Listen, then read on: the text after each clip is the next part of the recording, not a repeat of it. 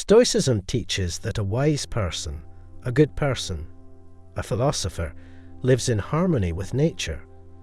This person fears only failing to do what is right. They are not afraid of pain, death, poverty, or the ups and downs of life. Their only fear is letting themselves down and not being a complete human being. Marcus Aurelius was a key figure in Stoicism and is known for his book, Meditations. The idea of being a great person can be vague, but Marcus truly deserves this title. This is not a self-help video, but the philosophy Marcus wrote about can help solve many problems we face today. Let me explain why. Marcus Aurelius was a Roman emperor from 161 AD to 180 AD. He was the last of the 5 good emperors during a time known as the Pax Romana, or Roman peace. When he died, this peaceful period ended. As emperor, Marcus was the most powerful person in the world. The Romans saw their empire as the entire world, so Marcus was like a ruler of everything. He could have anything he wanted. Being an emperor often meant living a life full of pleasures like money, sex, and wine. It was almost expected. Despite having access to all these pleasures, Marcus chose to live a virtuous life. He decided to be a good person every day for the 19 years he was emperor. This choice was not for praise, fame, or admiration, but simply to be good. Think about it.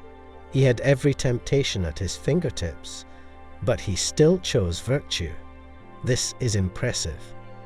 Imagine being in his position for nearly 20 years and consistently choosing the right path, knowing you could do anything without consequences. What would you do? How would you act? I know I couldn't follow Marcus Aurelius' example perfectly, and we know his example was genuine because he was at his best when no one was watching. Meditations is a book by Marcus Aurelius, but it's actually his personal journal. It has no real structure and is about 150 pages long. The writings had no title and were never meant to be read or published. They were Marcus' personal thoughts and beliefs. This makes Meditations very revealing about his character. He wrote it only for himself, yet it is one of the most powerful and meaningful books ever written. The best thing to do is to read Meditations yourself. You can find it in almost every library and bookstore. But for this video, I want to focus on a few key ideas from the book that are really worth examining. Marcus Aurelius believed in living according to nature.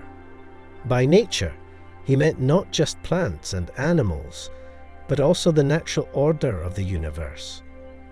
Trees grow tall and strong because that's what they're meant to do. They don't grow for praise or recognition.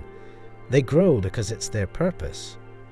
Similarly, a caterpillar becomes a butterfly, and a small chick becomes an eagle, not because they want to, but because that's what they are meant to do. In the same way, Marcus believed that humans should fulfill their potential. He didn't believe in gathering things or riches, or seeking awards and praise. Nature made you a human, so your duty on earth is to be the kindest and most virtuous person you can be. For Marcus, this was the highest achievement, and not reaching your potential was the worst failure. You can't control what happens in the world, but you can control how you react. No matter what life throws at you, a great person faces challenges and lives up to their fullest potential. This is your duty as a human. Marcus Aurelius was an emperor, so even though he liked to write, he had many responsibilities and had to deal with many people. Marcus believed that bad people are just part of the universe. Expecting to never meet bad people is like expecting a rose to grow without thorns. It's just not possible. Bad people exist, and you will meet them in your life. Marcus believed in kindness and thought that people didn't want to do wrong. When people did bad things, it was usually because they didn't know better. You can try to teach them, but it's not always possible. Since you can't control who you meet and often can't change them, you have to deal with it. Marcus advised looking inward. He reminded himself that he had faults too. Who was he to judge? Maybe his faults were different, but he had them nonetheless. On another day, in another situation, he might be the one who didn't understand. He told himself that sometimes you can't even be sure that someone is doing the wrong thing. For example, a thief who steals to feed his family isn't necessarily wrong. You might not understand their situation. Marcus Aurelius believed that we are all here to help each other. Just like a tree grows fruit for animals to eat and animals die so that worms have food, humans are made to help each other. This is our duty. The only real failure in life is to neglect this responsibility. So Marcus reminded himself to do his duty and do it well. We all face challenges, and Marcus believed. Marcus Aurelius knew that facing hard times is just part of being human. You can only control what you can control, so don't wish for bad things not to happen. That's a waste of time, he told himself. Bad things will happen, and there's nothing you can do to stop them. But what you can control, Marcus said, is how you react to them. You can prepare yourself to handle tough times when they come, because they definitely will. When something bad happens, don't be sad or feel sorry for yourself. Instead, feel lucky that you have the strength and spirit to get through it. Marcus told himself to face these challenges bravely and come out stronger on the other side. What seems like a bad thing is really just a chance to grow, to keep moving forward. When bad events happen, don't complain. Act and endure. If something unbearable happens, don't disgrace yourself by whining. Everyone dies, but not everyone dies complaining. Marcus Aurelius was very wealthy, but he didn't think having money was a problem. He didn't hate material things like some other philosophers did. Instead, he was careful about how he related to his possessions.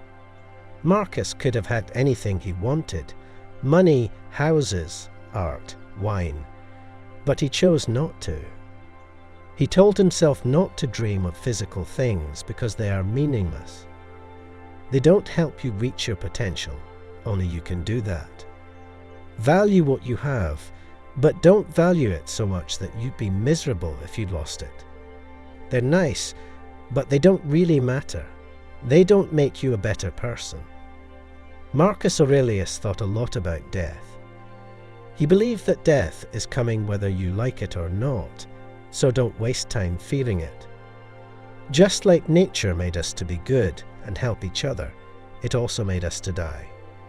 Death is part of life. So while you're here, live well, be kind, be good, fulfill your role in nature, and then die, because that's also part of the role. Marcus Aurelius, along with a few other men, founded Stoicism. The Stoics believed in many things like logic, ethics, and the natural world, but one key idea was the difference between pleasure and happiness. Money, fame, and success bring short moments of pleasure, but they aren't true happiness.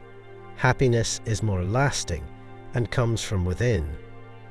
According to the Stoics, to be truly happy, you should live a life of virtue and keep improving yourself. The only real failure, the only true pain, is not reaching your potential. Because being great is your duty, it's in your very nature.